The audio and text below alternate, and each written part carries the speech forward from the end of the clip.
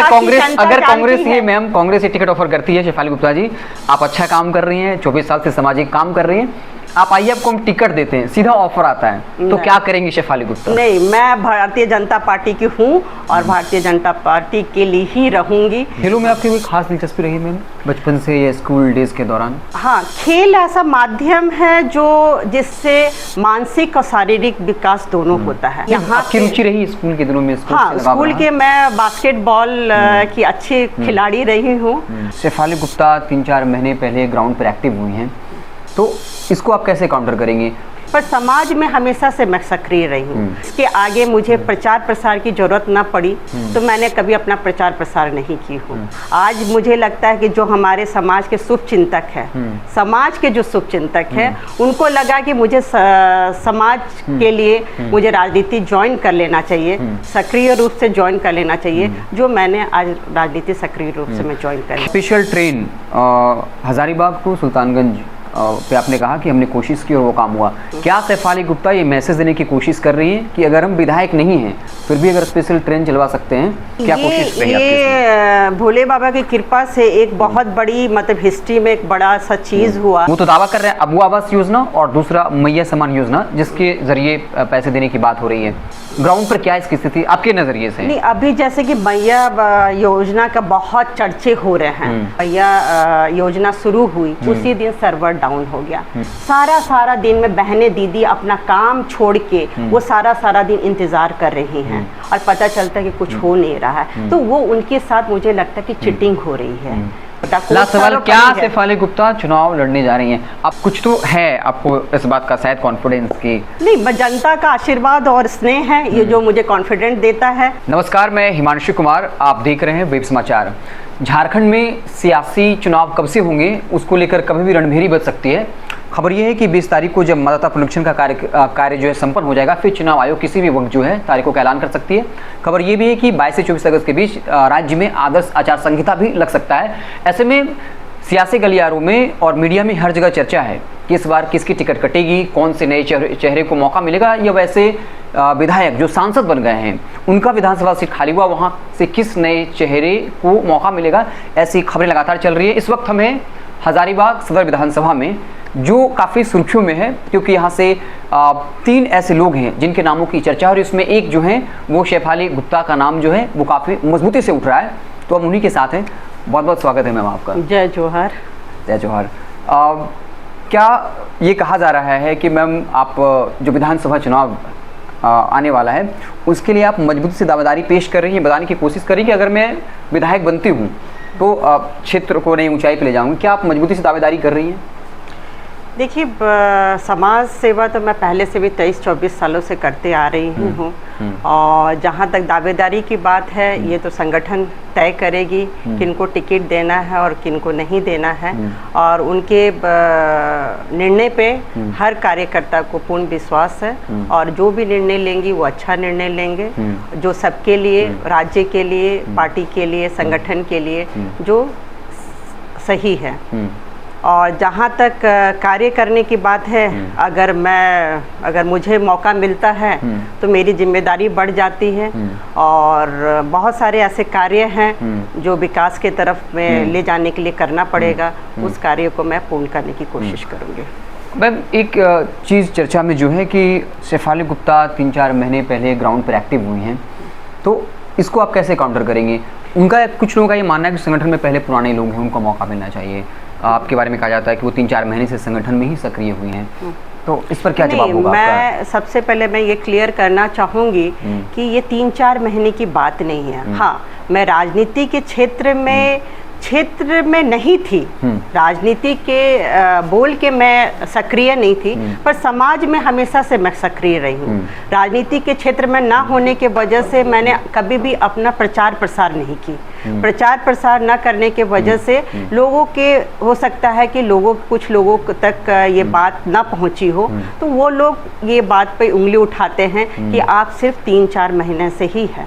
जैसे कि मैं बता दूं, सेवा भारती आरएसएस के एक विंग है सेवा भारती, जिसमें कि मैं कोविड के टाइम से भी जुड़ी हुई हूँ। कोविड के टाइम पे मैंने उसमें मेरे से जितना हो सका है मेडिसिन देना, फूड के लिए जो मेरे से बन पाया वो करना, जो सहूलियत मेरे से जितना हो पाया सब मैंने किया। कोविड के टाइम पे भी सेवा भारती में के साथ लग के।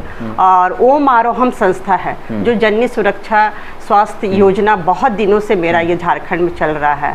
अच्छा, मैंने ह्यूमन ट्रैफिकिंग के ऊपर भी बहुत काम किया है, जो कि मैं अभी नाम डिस्क्लोज नहीं कर सकती हूँ।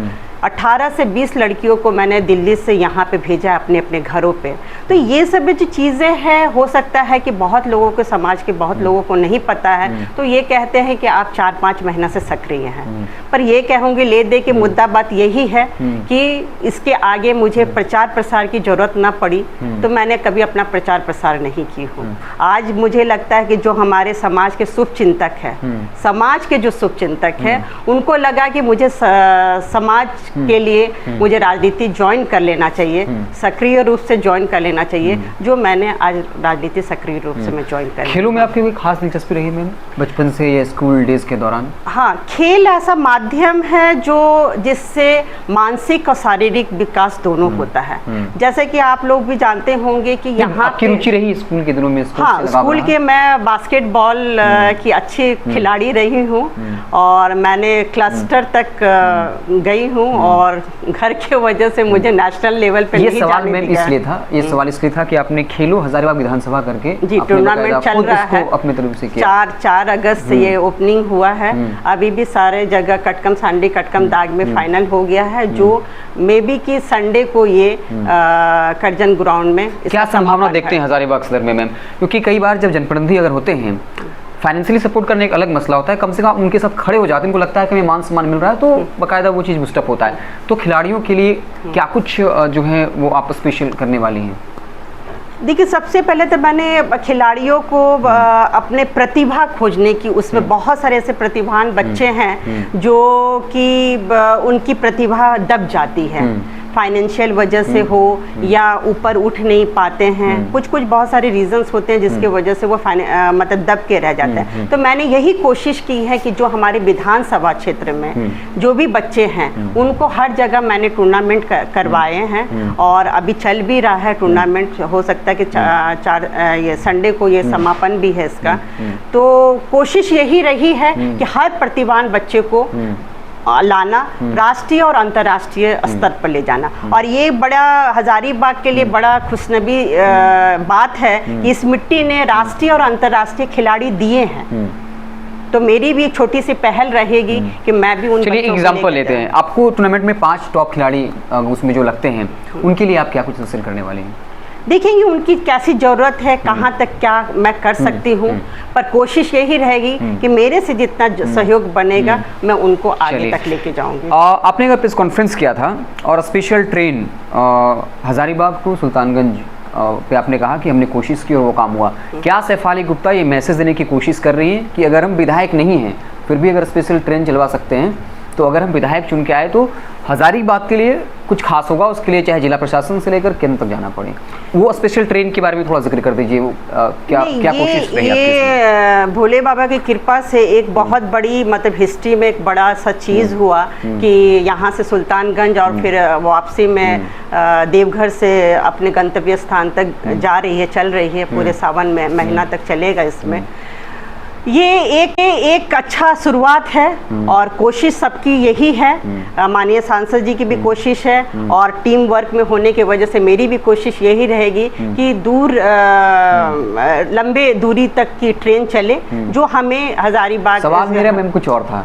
सवाल ये था कि क्या आपने मैसेज देने की कोशिश की, मैं किसी पोस्ट पे नहीं हूँ, फिर भी अगर स्पेशल ट्रेन चलवा सकते हूँ तो फिर अगर मैं विधायक बनी तो और चीज़ें हजारीबाग के फेवर में, चाहे राज्य सरकार हो या केंद्र से, वो चीज़ें लाई जाएंगी। क्या वो मैसेज था? क्योंकि प्रेस कॉन्फ्रेंस का एक बड़ा मकसद था, बाकायदा आपने प्रेस कॉन्फ्रेंस किया था इस मसले को लेकर। नहीं, मैं ये बता दूं कि देखिए, कोई भी कार्य होता है ना, अकेला कोई कुछ नहीं करता है, एक टीम वर्क होती है, जनता साथ में होती है, उनकी आशीर्वाद, उनका स्नेह होता है और उनका उनका साथ होता है, बाकी टीम का साथ होता है, तभी कोई कार्य पूरा होता है। हाँ, मैं टीम की एक बहुत महत्वपूर्ण हिस्सा थी और मैंने कोशिश की और बाकी लोगों का भी साथ मिला, तो ये मतलब इतना बड़ा सा चीज़ हो पाया।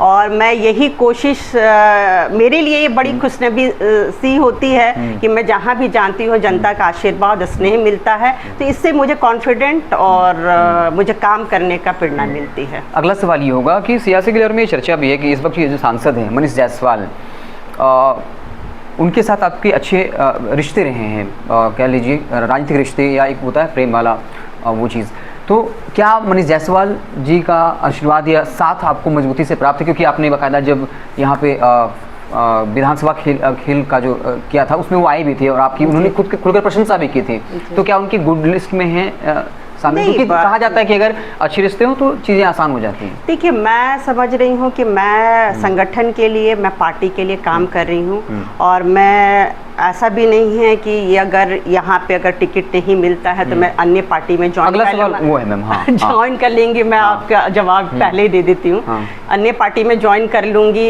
या निर्दलीय लड़ लूँगी, ऐसा कुछ इरादा नहीं है। तो ये चीज़ सब जानते हैं, पूरा अगर कांग्रेस ये मैम कांग्रेस ये टिकट ऑफर करती है, शेफाली गुप्ता जी आप अच्छा काम कर रही हैं, 24 साल से सामाजिक काम कर रही हैं, आप आइए आपको हम टिकट देते हैं, सीधा ऑफर आता है, तो क्या करेंगी शेफाली गुप्ता? नहीं, मैं भारतीय जनता पार्टी की हूँ और भारतीय जनता पार्टी के लिए ही रहूंगी। इसके लिए टिकट मिले या नहीं मिले? नहीं मिले, दावा कर रही हैं? हाँ, दावा कर रही हूँ और ये मेरे लिए बहुत मायने नहीं रख रहा। मैं पहले भी करते आई हूँ और मेरे पास बहुत सारे पार्टियाँ थे जिसमें मैं फ्री थी ज्वाइन करने के लिए, पर मैंने भारतीय जनता पार्टी को इसलिए चूज की हूँ कि एक भारतीय जनता पार्टी ही है जो जन जन तक पहुँची है। सिर्फ भारतीय जनता पार्टी ही है जो जन जन तक पहुंची है, एक भारतीय जनता पार्टी ही है जो महिलाओं को सम्मान दी है। तो इसीलिए मैं इसमें अपने आप को गौरवपूर्ण समझती हूँ कि मैं भारतीय जनता पार्टी की हिस्सा हूँ और उसकी कार्यकर्ता हूँ। बस अंतिम सवाल होगा, आपको जाना भी है कार्यक्रम में। अगला सवाल ये होगा कि आपके मैंने वीडियोस देखे आने से पहले रिसर्च किया, तो आप कहती हैं कि झारखंड के कई ऐसे इलाके हैं जहाँ पर लोगों को पता ही नहीं है कि कौन सी सरकार की योजनाएं हैं और आप वो जो है उन तक मैसेज पहुंचाने में सफल हो रही हैं। अगला सवाल ये हुआ कि अबू आवास योजना, आप ग्राउंड पे जाती हैं, वो तो दावा कर रहे हैं अबू आवास योजना और दूसरा मैया समान योजना जिसके जरिए पैसे देने की बात हो रही है, ग्राउंड पर क्या इसकी स्थिति आपके नज़रिए से? नहीं, अभी जैसे कि मैया योजना का बहुत चर्चे हो रहे हैं, पर मैं आपको बता दूं, आप लोगों को शायद ये बात मालूम होगा कि जिस दिन मैया योजना शुरू हुई उसी दिन सर्वर डाउन हो गया। मैं अब बस ये आपके माध्यम से मैं बाकी लोगों से पूछना चाह रही हूँ, खास तौर से राज्य सरकार से मैं पूछना चाह रही हूँ कि इस टाइम में आपको भी पता होगा रोपनी का टाइम है, सारा दिन में बहनें दीदी अपना काम छोड़ के वो सारा दिन इंतजार कर रही हैं और पता चलता है कि कुछ हो नहीं रहा है, तो वो उनके साथ मुझे लगता है कि चीटिंग हो रही है। तो ये इससे बड़ा चीटिंग और कुछ नहीं हो सकता जो अपने कार्यों को छोड़ के इस लालच में लोगों को बैठा दिया गया कि हमें पैसे मिलेंगे और एक पैसा का भी वहाँ पे मिल नहीं पा रहा है। छोटा सा सवाल होगा मैम, हजारीबाग विधानसभा सदर की वो कौन से, चलिए 5 छोड़िए, 3 बड़े मुद्दे हैं जिसके बारे में आप जनता को बताएंगे जाके कि अगर मैं बनती हूँ तो इन चीज़ों को लेकर मैं स्पेशल काम करूँगी? 3 वो सबसे बड़े मुद्दे हैं। सबसे पहले तो ये हमारा जो है कटकम सांडी कटकम जो भी विधानसभा के गांव वाले एरिया हैं, ये सब्जी उत्पादक क्षेत्र है, तो मैं इस सब्जी उत्पादक क्षेत्र को मैं इसको रोजगार से जोड़ना चाहूँगी। मैं शॉर्ट में आपको आंसर देना चाहूँगी। एक नंबर ये हो गया। दूसरा नंबर सबसे अहम मुद्दा है कि हमारी युवा बहुत पलायन करें, युवा युवतियाँ, जो ये बहुत बड़ा मुद्दा है। तो मैं ये चाहूँगी कि हमारे राज्य, हमारा एक झारखंड राज्य बहुत सशक्त राज्य है, जो कि हमारे लिए बड़ा दुर्भाग्य की बात है कि उतना शक्तिशाली के साथ हो नहीं पा रहा है। उसके लिए मैं चाहूँगी कि यहाँ पे इंडस्ट्रीज आए, छोटे बड़े इंडस्ट्रीज आए, जिसके वजह से यहाँ पे युवा युवतियाँ और अपने परिवार के साथ रह के रोजगार में कर सके। दूसरा मुद्दा है यहाँ पे बिजली का, जो कि आप देखे होंगे तार ऊपर के ऊपर जा रहा है, उसको मैं कोशिश करूँगा अंडरग्राउंड। अभी थोड़ा सा अंधर तूफान आंधी आता है तो वो बिजली गायब हो गई। अच्छा, एक ये भी एक समस्या है कि एक जगह बिजली बंद होती है तो पूरे जगह जगह बिजली बंद कर देते कि वो कट ऑफ जिसको बोलते हैं, मे बी टेक्निकल वर्ड क्या होता है, वो कट ऑफ एक जगह जहाँ पे समस्या वहीं पे ऑफ होना चाहिए, ना कि ये पूरा का पूरा मतलब कहीं भी एक जगह कट ऑफ हुआ तो पूरे शहर में बंद कर देते हैं। पर सिस्टम ये होना चाहिए कि एक जगह का जहाँ पे समस्या वहीं पर कट ऑफ हो और वहाँ का समस्या को सुलझा के बाकी फिर बिजली चालू हो जाए। तो ये बड़ी मुद्दा मुझे नज़र आ रही है और बहुत सारी मुद्दा है जो आने के बाद आदमी फिर सामने आती जाती है, देखते जाते हैं, सुलझाते जाते हैं लोग। हेमंत सोरेन कहते हैं कि साजिश रची गई मेरे खिलाफ, अगर साजिश नहीं रची जाती तो मैंने जो 5 लाख हर साल नौकरी का वादा किया था वो पूरा करता, और लोकसभा चुनाव में बाकायदा उनको सिंपैथी मिला जेल में रहने का। क्या वो फिर से एक नेगेटिव गढ़ने की कोशिश कर रहे हैं कि अगर मुझे जेल नहीं भेजा जाता तो मैं सारे काम पूरा कर देता, नौकरियां दे देता, रोजगार दे देता? ये देखिए, ये निर्णय आपका, मेरा और किसी राजनीतिक पार्टी का नहीं होता। ये निर्णय तो कोर्ट लेती है कि उनको जेल में जाना है कि बाहर आना है, कहाँ रहना है, ये तो कोर्ट का निर्णय होता है और कोर्ट ने जैसा उनको समझा होगा वैसा उनके साथ हुआ होगा। ये तो कोर्ट का निर्णय होता है। लास्ट सवाल, क्या शेफाली गुप्ता चुनाव लड़ने जा रही हैं? आपका बॉडी लैंग्वेज में बता रहा है कि कुछ तो है आपको इस बात का शायद कॉन्फिडेंस की। नहीं, जनता का आशीर्वाद और स्नेह है ये जो मुझे कॉन्फिडेंट देता है, क्योंकि जहाँ भी मैं जाती हूँ राजनीति में बॉडी लैंग्वेज की भी अपनी आम भूमिका होती है। बॉडी लैंग्वेज लगा के शायद अंदाजा लगा सकते हैं कि हाँ, मैं जहाँ भी जाती हूँ लोगों को ये कहते हैं कि आप आइए हमारे बीच कार्य कीजिए।